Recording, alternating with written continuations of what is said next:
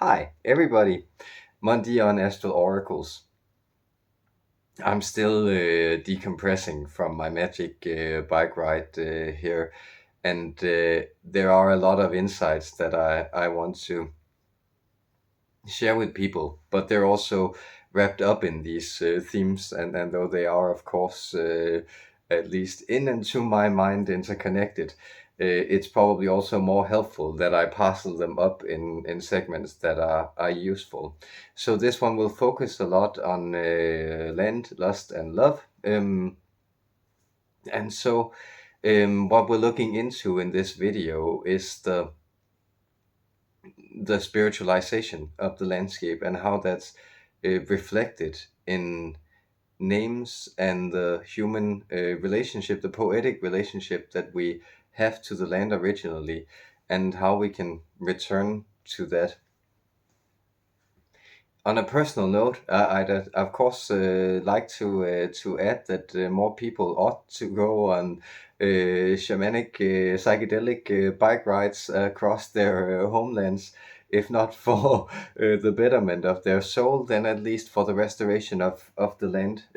Because I did get a deep sensation that me moving through and across the Jutland Peninsula.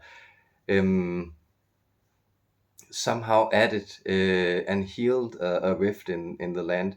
And Denmark is very marked by industrial agriculture. So while it's also beautiful, luscious, and green, at least in the month of May, often it's also covered by endless fields, and there is a problem with the nitrogen from all the fertilizer that's partially polluting all our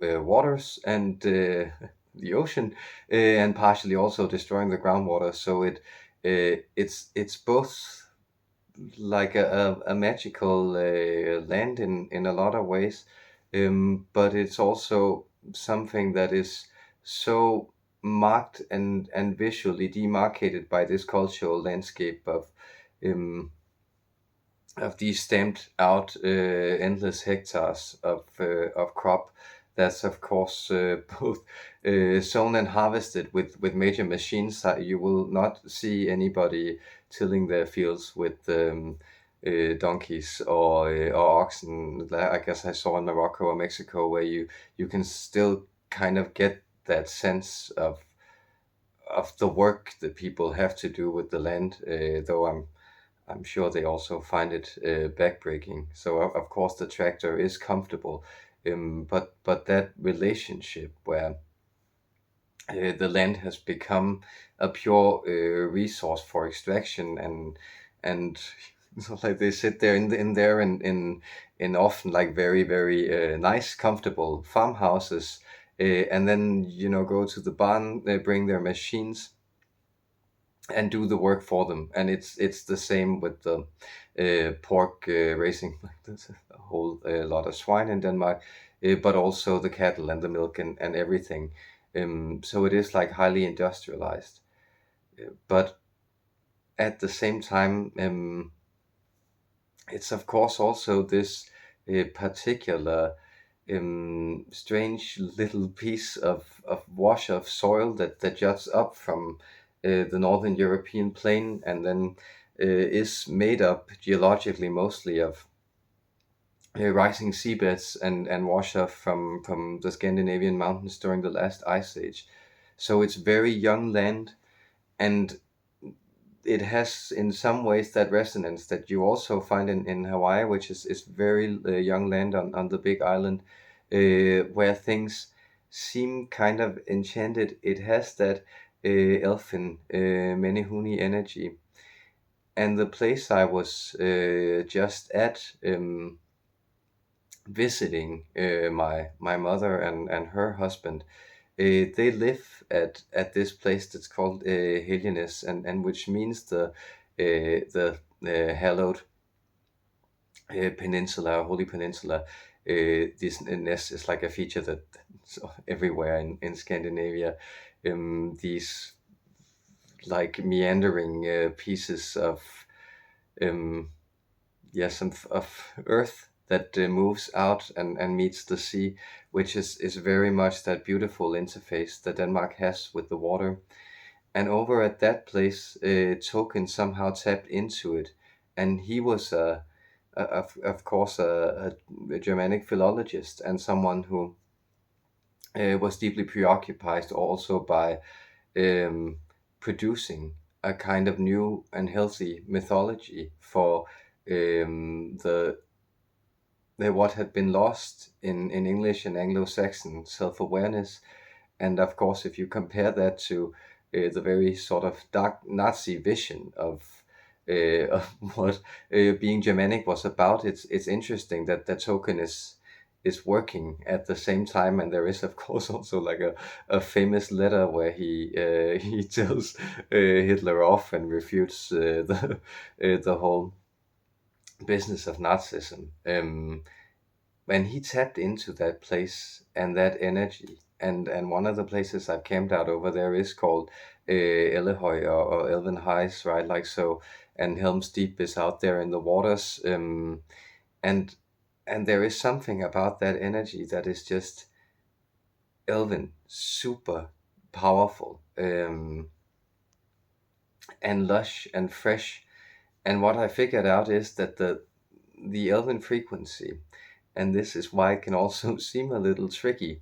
It's actually where the angelic meets the human, and that interface is a little scary, right? Immortal, serene beings who sing song and don't really have earthly concerns, and are at least semi-immortal and eternal and have magic rings and like enchanting drinks and can heal and like songs and weapons.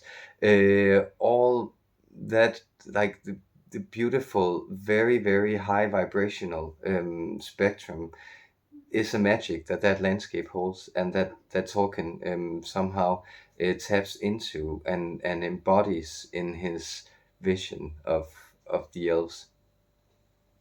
And so moving on that, and it's an electric. I borrowed my mother's electric bicycle. She's not using it, and I was very happy to be able to do that. But that also meant that I was riding like these different currents. The wind is strong here, and the landscape is changing. And then there's the electrical current, and I was also keeping fairly stoned. I was very much led and guided to do that. So it became this interesting, energetic balancing act it's like at the boundaries, energetic boundaries, and moving through the landscapes. And then what you see moving from those like high enchanted hills over there, you move up into what we call the lakelands in the center of the peninsula.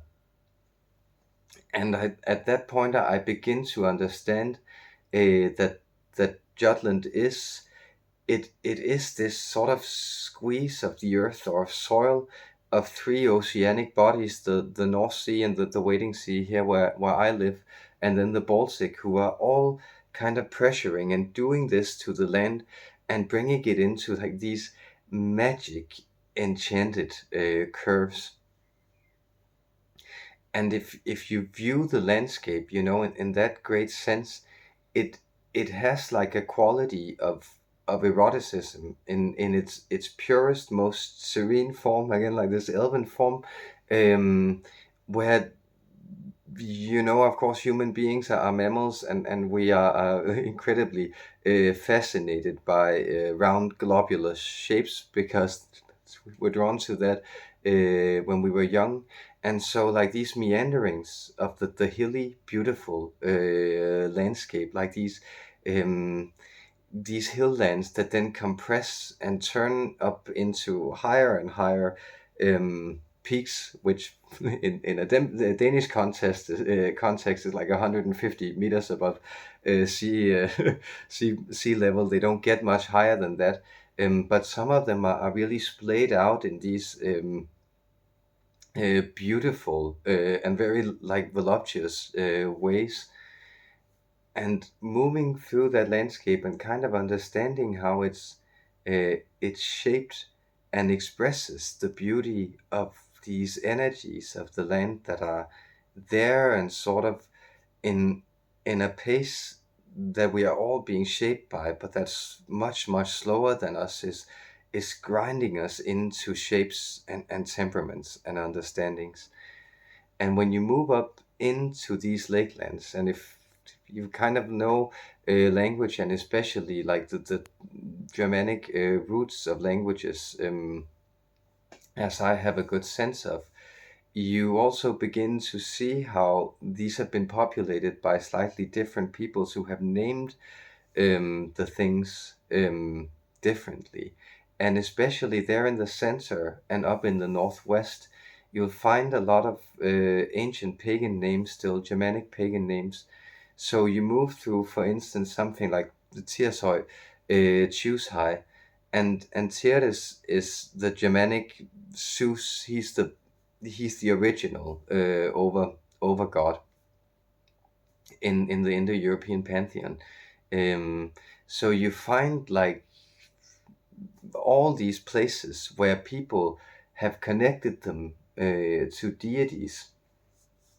And for instance, right up from the coast where I was born, there's also something that's called Norse minne, or Norse memory, which again is of course like a place where they felt the presence of the ocean god particularly powerful, and that's why that place was known in that way.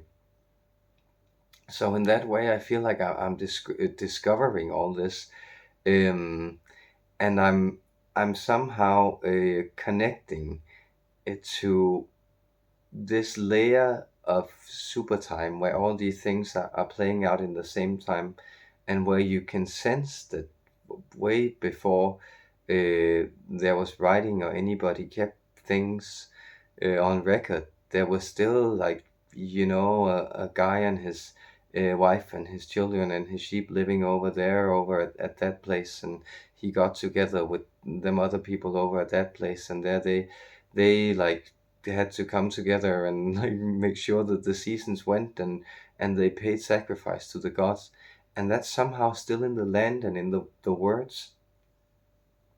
And then at that some point you cross what's called the main the main station line, the I don't know what's it called in English, but it's simply a place where the glacier stopped, and so this slopes downward, and the winds pick up, and everything flattens into this landscape that's very much the Netherlands like, super flat, and full of wind and blowing and powerful.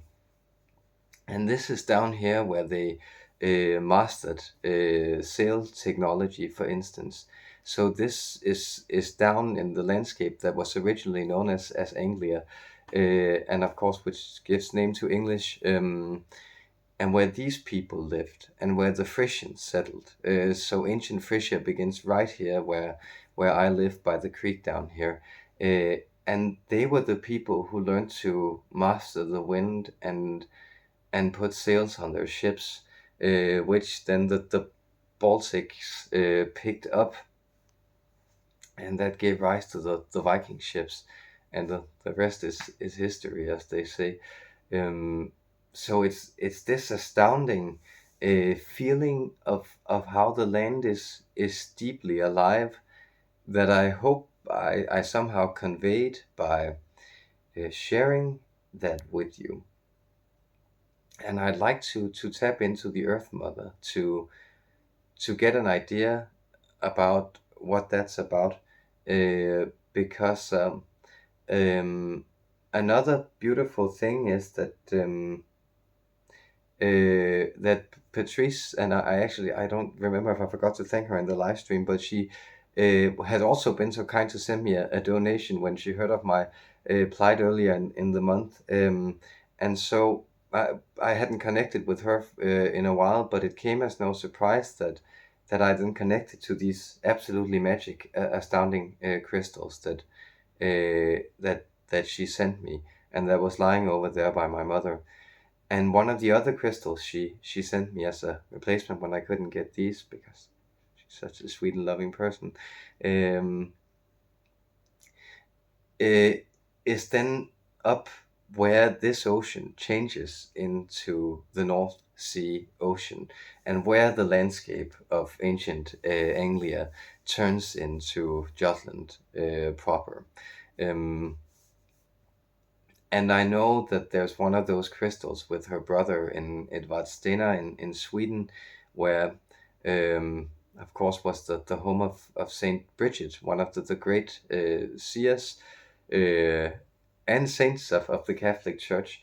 And of course, she's in southern Norway, so I also get that sense by carrying these by from this Baltic part of the landscape and down here into what is energetically a very, very different place.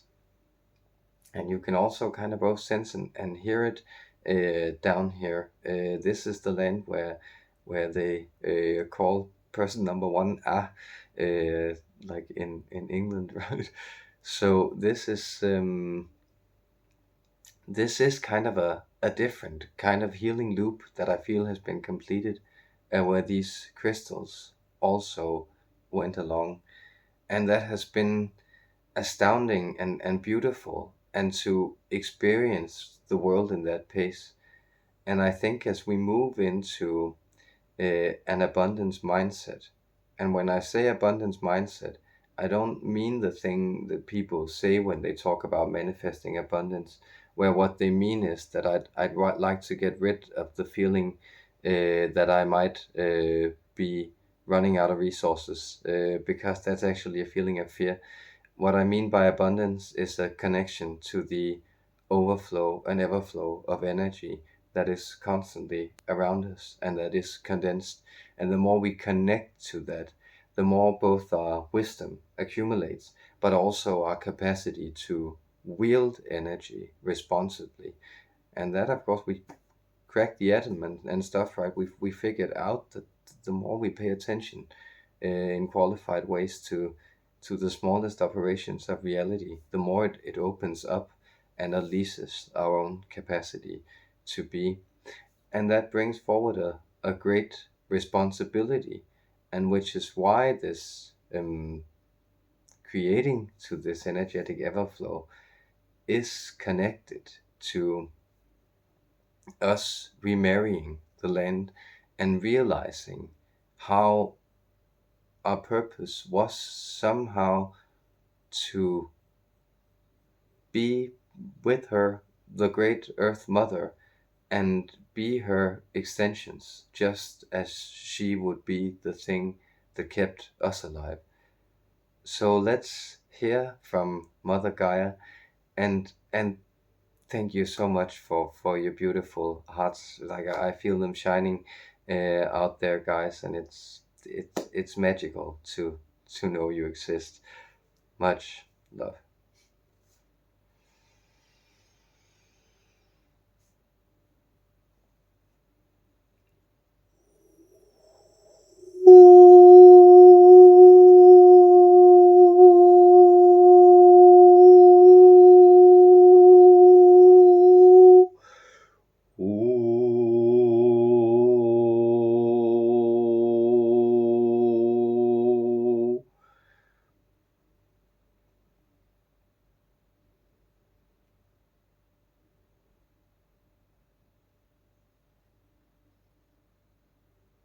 I am glad that you acknowledge me as such, as your mother.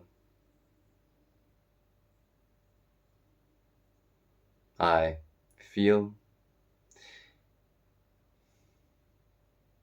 that you may have developed a view of me that is more step motherly, and I, your great planet, or the voice of it that speaks to you now through one of the beings walking on my surface. I, your Earth Mother. I do not mean to cast shade on those stepmothers who love their children. even though they did not necessarily carry them forward. But what I point to is that you have developed the trope of the evil stepmother for a reason. To you, it exemplifies and condenses the relationship that is duty bound, out of necessity, forced, contrived, unnatural, mendacious, hurtful, exploitative, and cruel. And these have been our exchanges now. So as you begin to live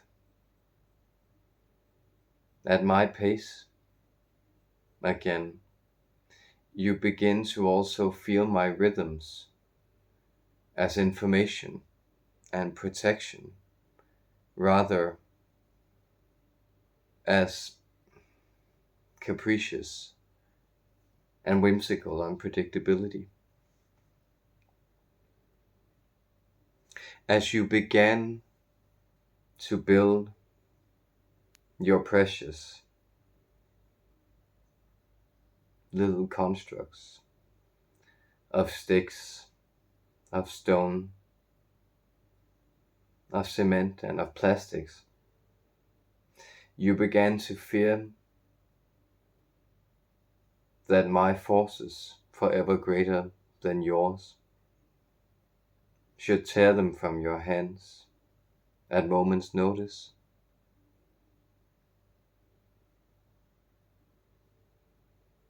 And so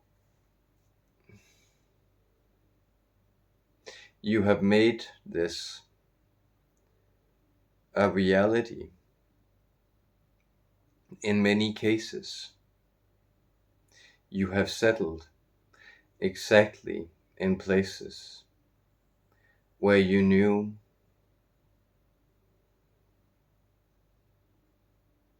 that this force was the strongest and that it would come again to rise. So here I, for instance, point to the San Andreas fault line. I point to places such as Santiago, Chile, or I point to places on the island of Honshu. You will find around the Pacific Rim, of course, much potential for my forceful energy to be unleashed. But consider if you understood the movements, flows, and paces of these renewing stretches I perform. Because to me, it is shrugging my shoulders, stretching my legs after a long rest. And you understand how that is necessary. You also understand that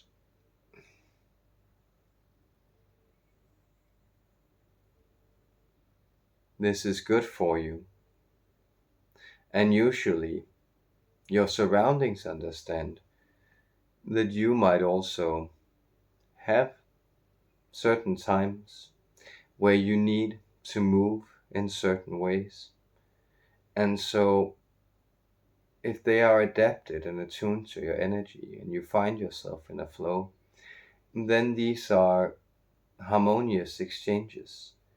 They are pleasant adaptations to how energy is moving and flowing through you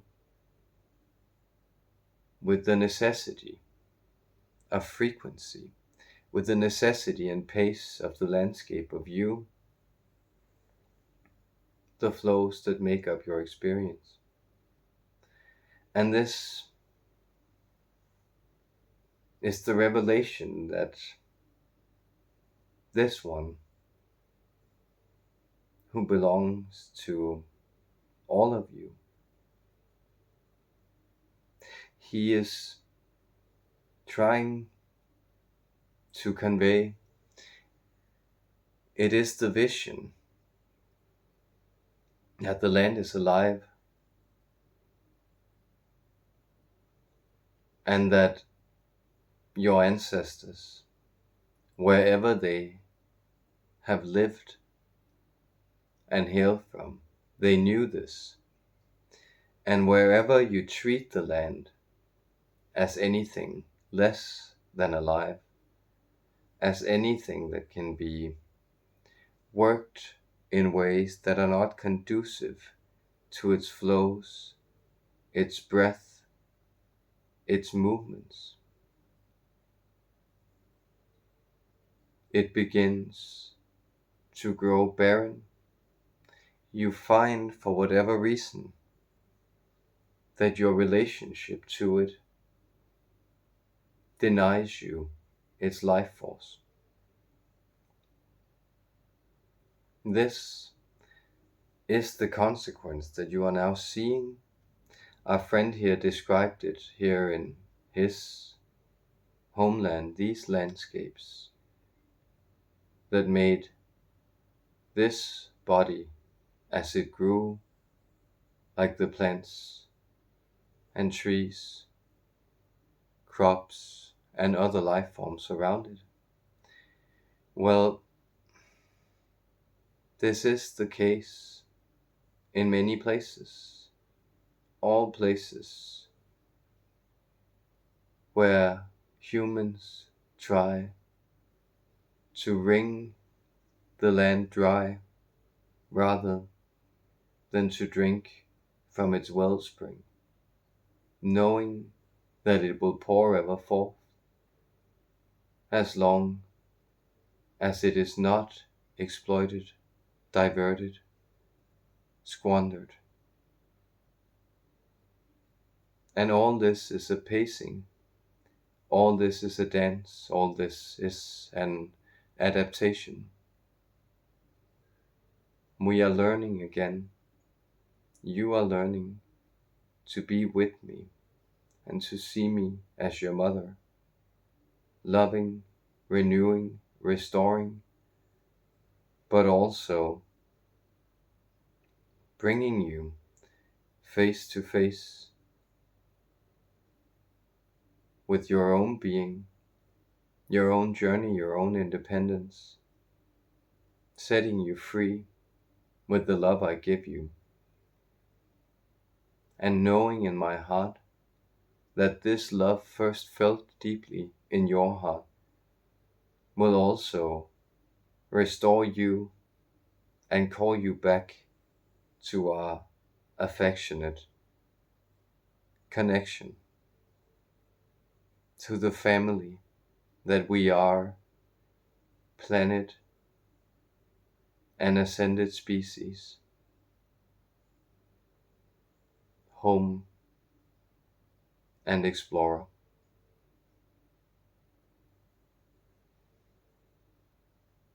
I love you.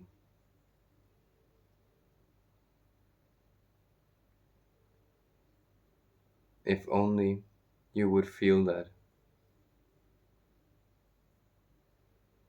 the love would awaken within you. It is returning, and we are together again, becoming whole.